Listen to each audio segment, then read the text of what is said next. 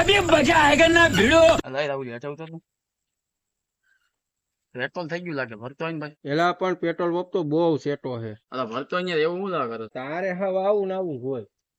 ભરતો હોય મારો ભાઈ ધક્કો મારીને લઈ જાવી જો. સારું હાલ તો જાવ.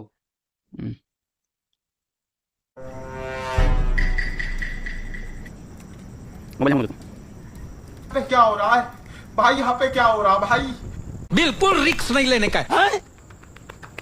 અલે થાકી ગયો. નાક તો જો ને આમ.